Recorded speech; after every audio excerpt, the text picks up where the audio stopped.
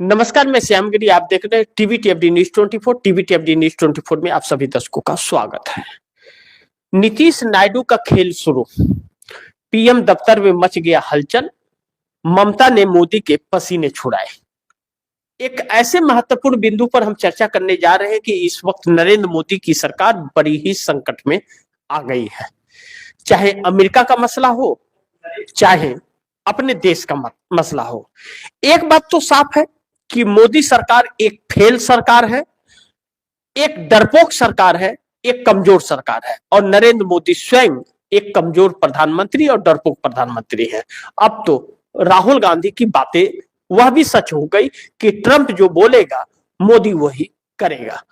Trump के सामने surrender Modi, इसमें कोई शक किसी को नहीं होनी चाहिए। लेकिन अब नीतीश और नायडू का जो खेल शुरू हो रहा है नरेंद्र मोदी के लिए बहुत बड़ी संकट लाने वाला है। इस बात को लेकर के प्रधानमंत्री दफ्तर के अंदर हलचलें अब तेज हो गई है, क्योंकि भारतीय जनता पार्टी के लोग नरेंद्र मोदी को प्रधानमंत्री की कुर्सी से हटाना चाहते हैं, क्योंकि मोदी का चेहरा ही संकट वाला है। क्योंकि मोदी का चेहरा जब तक हटेगा नहीं, इस देश से संकट हटेगा नहीं। क्योंकि मोदी के लिए ही, मोदी से ही दुश्मनी ट्रंप निकाल रहे हैं, देश से नहीं। भारत के प्रति उनका कोई गलत रवैया नहीं है, उनका रवैया मोदी के खिलाफ है। तो इस बात की सच्चाई तो सबको समझ आ गई। अब इसका खासा नुकसान चंद्रबाबू नायडू को जो हो रहा है मोदी के गलत नीतियों का और मोदी के चेहरे का। एक तो मोदी वादा खिलाफी में अव्वल है, कोई भी वादा पूरा नहीं करता यह व्यक्ति, और धोखा ही देते हैं अपने सहयोगी दल को, जबकि उन्हीं के दम पर सत्ता में है। तो यह बात चंद्रबाबू नायडू को समझ आ गई है। जब नरेंद्र मोदी के रहते, प्रधानमंत्री रहते, देश को नुकसान होगा और देश के पास कुछ रहेगा नहीं, कर्जदार होगा, तो अपने सहयोगी दलों को वह सरकार क्या मदद पहुंचा पाएगी और अपने सहयोगी दलों को क्या पहुंचाएगी और दूसरे देशों से क्या मदद कराएगी। तो ऐसे में नरेंद्र मोदी का जब चेहरा बदलना है तो चंद्रबाबू नायडू भी कमर कसते हुए नजर आ रहे हैं, जो मोदी सरकार के लिए संकट पैदा कर सकता है। ध्यान से समझते जाइएगा। अब नीतीश कुमार के कई दिनों से आप दर्शकों को बता रहा हूं कि नीतीश कुमार की मुस्तैदी जो है वह नरेंद्र मोदी के लिए संकट आ रही है।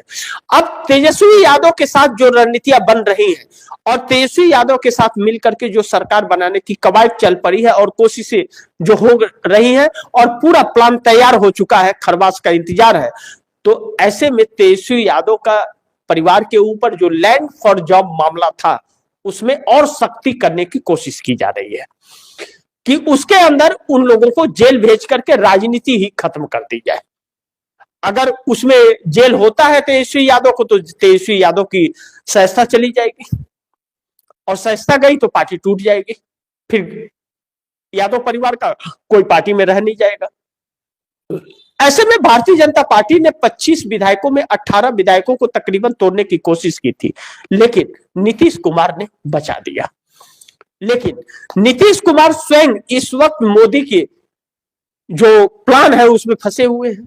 मोदी और साहब बार बार उन्हें हटाने का प्रयास कर रहे हैं, तोड़ने का प्रयास कर रहे हैं। लेकिन नीतीश कुमार ने पूरा प्लान तैयार कर लिया है, तैयारी कर ली है कि खरवास के बाद भाजपा को बिहार की राजनीति से खत्म करना है।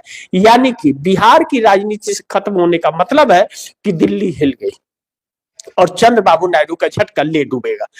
ऐसे में भारतीय जनता पार्टी के सुब्रमण्यम स्वामी हो या यशवंत सिन्हा हो या भारतीय जनता पार्टी के और सांसद हो, वह भी पीछे पड़े और बड़बोलापन भारतीय जनता पार्टी का नेताओं का नीतीश नायडू को बगावत करने पर मजबूर कर रहा है।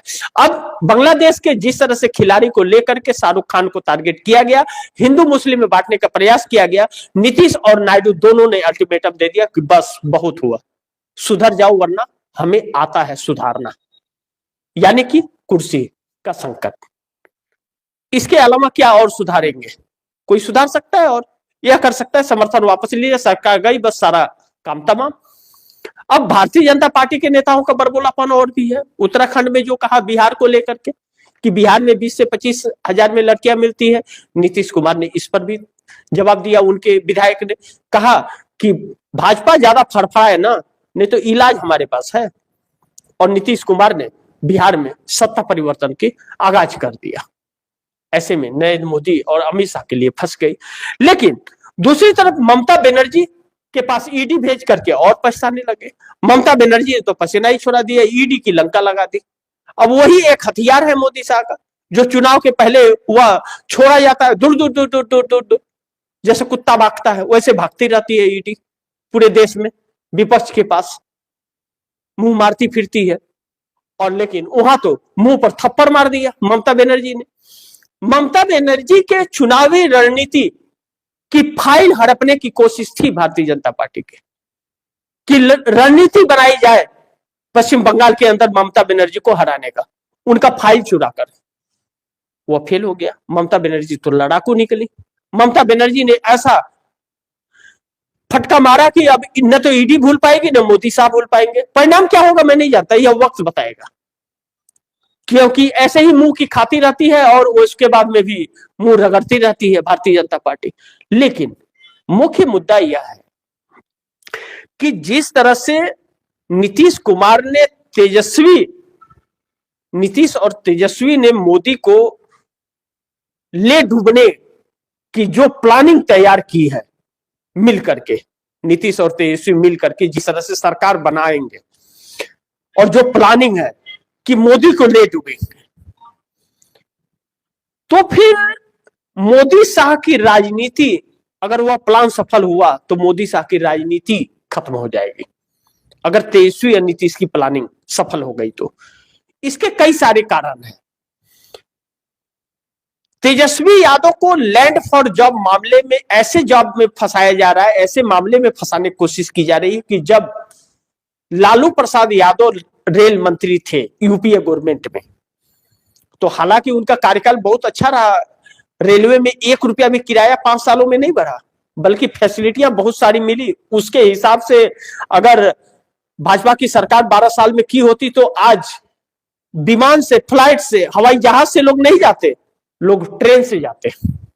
लेकिन दुर्भाग्य है कि ट्रेन को नर्क बना दिया और विमान को भी नर्क के कगार पर ला करके खड़ा कर दिया मोदी सरकार ने।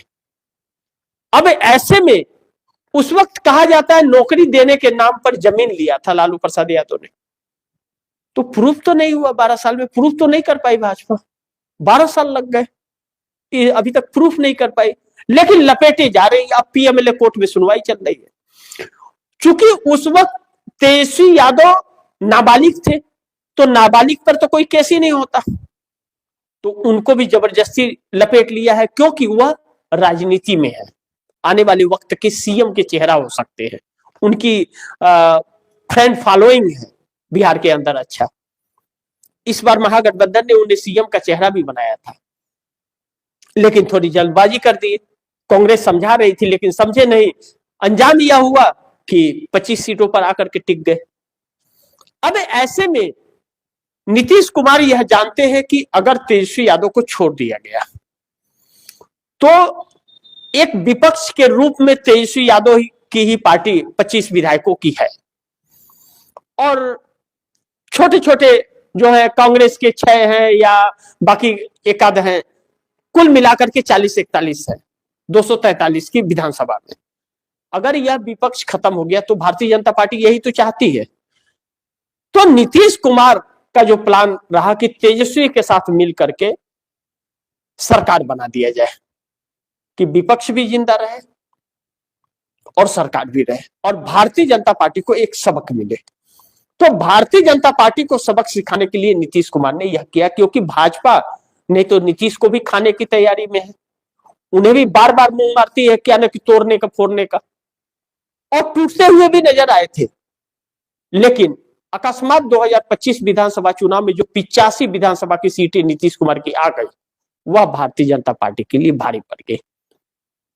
अगर 40-41 से नहीं आया होता विपक्ष का, तब तो भारतीय जनता पार्टी का बल्ले बल्ले था। भाजपा यही तो चाहती थी कि विपक्ष पूरी तरह से खत्म हो जाए, लेकिन वह हो ना पाया। जब नहीं हो पाया तो भाजपा संकट में आ गई है। अब ऐसे में नीतीश कुमार तेजस्वी यादव के साथ मिलकर के नई सरकार का आगाज कर रहे हैं और तेजस्वी यादव का भरपूर साथ देते हुए नजर आ रहे हैं। लेकिन लैंड फॉर जॉब मामले में भारतीय जनता पार्टी उन्हें बख्श देगी, ऐसा बिल्कुल नहीं सोचा जा सकता।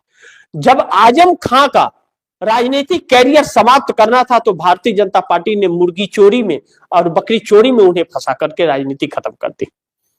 उनकी राजनीतिक कैरियर पूरी खत्म कर दी। अच्छी खासी राजनीति, साफ सुथरी राजनीति आजम खां करते थे समाजवादी पार्टी के, लेकिन वजूद खत्म कर दिया, बदनाम कर दिया, राजनीतिक कैरियर समाप्त कर दिया। तो तेजस्वी यादव 25 विधायकों के साथ हैं। तेजस्वी यादव की पार्टी अगर टूटी तो तेजस्वी यादव फिर पार्टी खड़ा कर पाना बहुत मुश्किल हो जाएगा, नई पार्टी बना पाना, क्योंकि लालू प्रसाद यादव अब उस मुकाम पर नहीं है कि लालू प्रसाद यादव कोई नई पार्टी खड़ा कर सके, और तेजस्वी की बुते की बात नहीं रह पाएगी। ऐसे में तेजस्वी के लिए भी एक बहुत बड़ी चुनौती है, लेकिन नीतीश कुमार के लिए भी चुनौती है कि अगर जिस तरह नीतीश को तोड़ने की कोशिश कर रही है, अगर आरजेडी को नहीं बचाया गया तो भारतीय जनता पार्टी के हाथ में बिहार चला जाएगा, और बिहार भाजपा के हाथ में जाने का मतलब यह होगा कि बिहार गुलाम बन जाएगा और नफरत की आग में झुक जाएगा।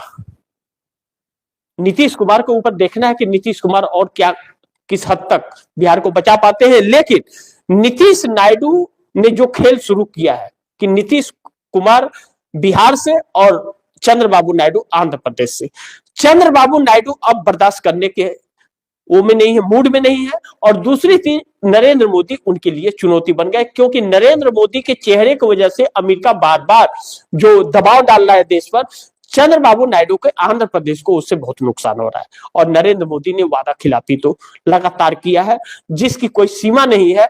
अब चंद्रबाबू नायडू समझ गए इनके पास जुमला देने के अलावा और कुछ भी नहीं है, ऐसे में साथ छोड़ना ही बेहतर होगा। और सुब्रमण्यम स्वामी भी यह कहते हैं कि मोदी का चेहरा बदल दो वरना देश भी गुलाम कर देगा यह व्यक्ति। अब भारतीय जनता पार्टी के अंदर भी बगावत है, अब क्या होता है यह वक्त बताएगा। लेकिन ममता बनर्जी पश्चिम बंगाल के अंदर जो चुनौती दी है, और ममता बनर्जी जिस तरह से सड़कों पर उतरी है, आज जिस तरह से दिल्ली की सड़कों पर ममता बनर्जी तृणमूल कांग्रेस के सांसद उतरे और 8 सांसदों को गिरफ्तार किया गया, नरेंद्र मोदी की रातों की नींद तो उड़ गई, इस बात से इनकार नहीं कर सकते। तो थोड़ा इंतजार कीजिए, बड़ी चौंकाने वाली खबर आ सकती है। तब तक के लिए नमस्कार। लेकिन आप दर्शकों की क्या राय है, क्या सुझाव है, कमेंट बॉक्स में जरूर दीजिएगा। इस खबर को ज्यादा से ज्यादा शेयर कीजिएगा, अपने दोस्तों को भी कहिएगा आगे शेयर करें। आपने अगर चैनल को सब्सक्राइब नहीं किया, सब्सक्राइब कर लीजिए, अपने दोस्तों को भी कहिएगा चैनल को सब्सक्राइब करें। मिलते हैं अगली खबर के साथ, तब तक के लिए नमस्कार।